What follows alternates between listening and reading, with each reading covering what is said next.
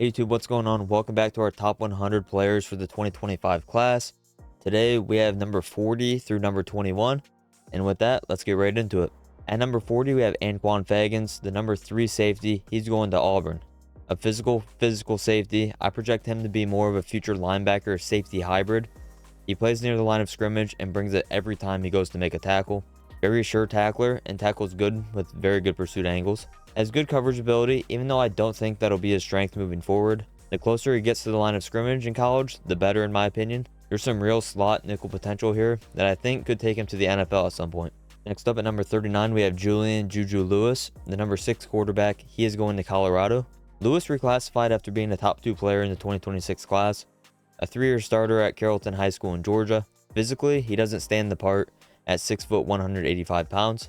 In my opinion, that lack of size could be held against him a little bit too much. The kid has abilities in the pocket you can't teach. We've been watching it since he was a 7th, 8th grader going to camps. Excellent accuracy and can make all the throws you ask him to make. The comparisons to Bryce Young are very common, and rightfully so due to his common build. I'd also say he has some Baker Mayfield to him.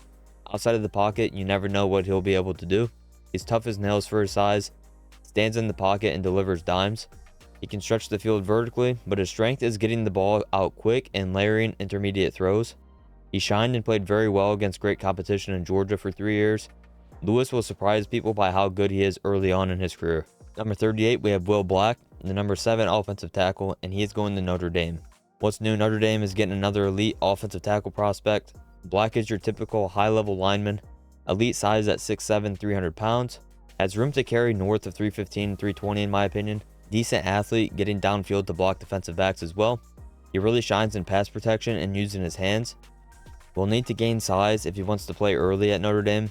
He struggles against heavier defensive linemen and power rushers. Speed rushers are more of his thing, as he can match them with his agility and his good anchor. At number 37, we have Hussein Longstreet, the number 5 quarterback going to USC. Longstreet doesn't have the same physical profile as the quarterbacks near the top of the class, but he's still 6'2", 200 pounds. Despite that, he has as smooth of a release as anyone in this class. It comes out quick, often without hesitation. Another dual threat quarterback that can improvise outside of the pocket. He shined against some elite competition in California over the last few years. Dealt with some injuries his senior season, but when he was healthy, the talent was shown. He's a perfect fit for what Lincoln Riley wants to do on offense. Quick reads, RPOs, quarterback zone reads. Those are all strengths of his. An early enrollee that will challenge for the playing time, especially the starting job. Sometimes quarterbacks like Longstreet put it all together earlier than we expect, but that's a testament to how he's handled tough competition this far in his career. One last thing on Longstreet, he played very well in the Polynesian Bowl. Just wanted to shine some light on that. He was one of the best players there during the whole week. Number 36, we have Vernell Brown, the number 7 wide receiver. He is going to Florida. Another guy we saw at the All-American game, holds over 40 offers, and you can see why. He's an elite level slot receiver with all the upside in the world. Becomes a handful to tackle after the catch. There's certainly an argument to be had that he's the most elusive player in this class. Zay Flowers opened a lot of eyes in college by what he did after the catch and down the seams. Expect Brown to do the exact same thing. He has a very similar game and can take a 5-yard pass to the house. He's your prototypical gadget slot receiver that can do a multitude of things. Number 35, we have Lance Jackson, the number 3 D lineman, and he is going to Texas. Physically imposing defensive end, an early enrollee at Texas, will only get bigger as a freshman, and the blueprint has already been laid out by Colin Simmons. He's not the athlete that Simmons was, but he has the power and stature to see the field just next season. Will be more of a hand in the ground type of edge player. Needs to fine tune his pass rush arsenal. That'll come with coaching, obviously. Real deal NFL draft potential here if everything comes together. Number 34, we have Lincoln Cure, the number 2 tight end. He is going to Kansas State. Cure is currently a jumbo wide receiver at 6'6", 220 pounds, nearly unguardable on the perimeter and lines up most often in the slot. This is your ideal tight end that can cause defenses to struggle matching personnel. He's a 3-level threat in the passing game, can get vertical and has great spatial awareness. Blocking wise, there is some ways to go here. Now obviously, the size and muscle will come once he arrives at Kansas State. For now, I see no reason why Kansas State wouldn't just line him up at slot receiver. Number 33, we have Jared Smith, the number 2 edge. He is going to Auburn. Standing at 6'6", 240 pounds, Smith possesses the ideal size and length at the edge position, plays with an edge, and has elite power in his pass rush. He's not only a good power rusher, as he shows good speed and bend around the corner, Needs to become more of a factor in the run game as competition does get bigger. There's little doubt in my mind that Smith will see the field early at Auburn. Too many tools, too much upside to keep him off the field as a pass rusher. Number 32, we have DEUCE Knight, the number 4 quarterback. He is going to Auburn as well. The 6'5", 210-pound quarterback is the definition of a dual threat. Despite the size, he's a very fluent runner, and we saw that once again in the Alabama-Mississippi All-Star game. Not only can he deliver dimes from the pocket, but his biggest strength is creating on the run and improvising. With that being said, it's feast or famine with Knight as of right now. Lots of turnover-worthy throws on tape, but it's certainly fixable with coaching. His fit with Auburn will be perfect under Hugh Freeze. I anticipate him being an elite RPO zone read type of quarterback at the next level. Once he develops the downfield passing, look out. All the tools are there for Knight, just has to put it all together. Number 31, we have Josh Petty, the number 6 offensive tackle. He is going to Georgia Tech. One of the more versatile players in the class. Will have the ability to play guard or tackle at the next level. Will need to add weight once he gets to the next level, no doubt. Right now, he's light in the lower half. Despite that, he's great at pulling and getting up to the second level of the defense. Long arms, and you can tell he's very comfortable in pass protection. There's a lot to like with Petty, and Georgia Tech found a great project to work with. Number 30, we have Elias Williams. He's my number 1 tight end, and he is going to Georgia. A controversial player in the rankings that has seen a major dip to his own ranking. The former top 15 consensus number 1 tight end has dropped a bit. Personally, I understand the drop, but I still see insane potential. You can't teach 6'7", 240 pounds at tight end. He carries his weight and frame at a high level, mismatch nightmare down the field, and is a freight train with the ball in his hands.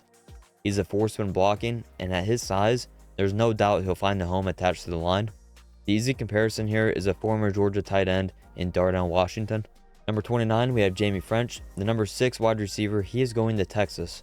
Another big-time playmaker out wide. Comes in as my 6th wide receiver in just the top 30 players. A player I view more as a project than a ready now player. There's nothing wrong with that, since French does a lot of things at a very high level. Has great height and a good frame at 6'2", 195 pounds. More of a downfield threat right now. He thrives running deep posts, go balls, and crossers. Not sure why he saw a major dip in his rankings across the services. I couldn't find major weaknesses and saw a lot of great things personally. Something I did notice was he adjusts to the ball at a very elite level. Devontae Adams is one of the best I've ever seen adjust late in routes, and I think French has extremely high potential to get to that point. At number 28, we have Jerome Miles, the number 5 wide receiver. He is going to Texas A&M. Big time physical receiver. Stands at 6'2" and owns a very elite frame for the position. Dynamic athlete in space and can do great things with the ball in his hands. Does just about everything well in my opinion. Runs smooth routes and is a great ball catcher. Uses his hands to catch a lot more than he uses his chest. That tells me a lot. One-on-one nightmare regardless of where he lines up. Despite being tall and very physical, I'd love to see him line up and go inside often. Quick access throws and advantage throws should be the name of the game for him once he gets to Texas A&M. At number 27, we have Harlem Berry. He is the number 1 running back in the class, and he is going to LSU. The consensus number 1 running back in the class, and I have no arguments about that. Elite level 3-down back that possesses elite top end speed. It's not often you see a running back coming out of high school have the ability to read his linemen and make cuts east and west with ease. His biggest strength is the fact he can play all 3 downs and has excellent hands. Dynamic out of the backfield and is a handful to bring down. He may only be 180 pounds right now, but he runs a lot bigger, stronger than he looks. Expect him to take some time off before seeing the field. He'll no doubt have some time to add size, but other than that, he's too talented to sit for long. Number 26, we have TREY McNutt, the number 2 safety. He is going to Oregon. Coming off an injury during the senior season, there's still a lot to like with McNutt as a player. His junior tape was as good as any in the class. Elite 2-way player that has next level speed already. Doesn't contain the most elite physical profile for a safety, but is still over 6 foot, roughly 190 pounds. Watching him, he's gotten a lot of time at both safety and corner. He does both very well. Hard hitting safety that looks to make plays up near the line of scrimmage. Excellent in coverage when playing corner. The player we see on the offense comes around when the ball's in the air on defense as well. Elite level ball skills. It really makes you wonder if he can shine as a nickel slot corner in college. Personally, I'd like that fit along with free safety. At number 25, we have Caleb Cunningham, the number 4 wide receiver, and he is going to Ole Miss. Another big time physical wide receiver in this class.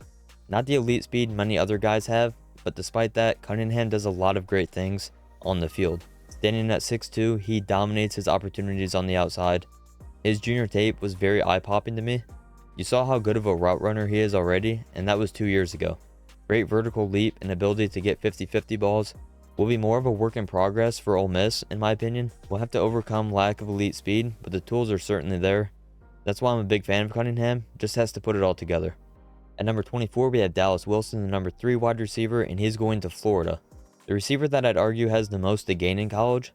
We're talking about the most physically imposing wideout on the list. At 6'4", 200 pounds, Wilson is a dynamic athlete. He brings physicality to the position that stands out more than anything on tape. I'd argue he's the best blocker on the perimeter in this class, and you can tell he takes pride in that, as after the catch ability to take anything to the house as well. Not only does he have great speed for his size, but he's very difficult to bring down. Now, after all that, you're probably wondering why he's sitting at only number 24. Well, Wilson is still figuring out the position right now, and you can see that on film right away. Not a large arsenal of releases or fluid movements in and out of breaks right now, but like I said, if he gets that figured out, look out SEC. Number 23, we have Solomon Thomas, the number 2 interior offensive lineman, and he is going to LSU. Big time interior offensive lineman that we saw once again at the Under Armour All-American game. I expected a lot of good things, and he did not disappoint. Absolute bulldozer in the run game and can displace defensive linemen with ease. Unlike Michael Carroll, who we'll get to later on in the rankings, I think Solomon Thomas has a home at guard. That's not a bad thing. He'll be ready to play the moment he gets to LSU.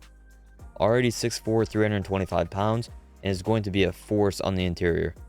Excellent at the point of attack and shocks the lineman off the ball.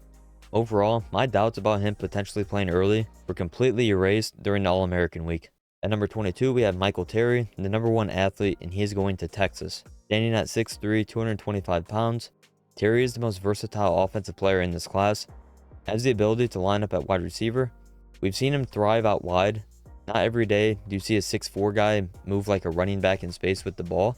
Speaking of running back, don't be surprised if he gets opportunities out of the backfield at Texas.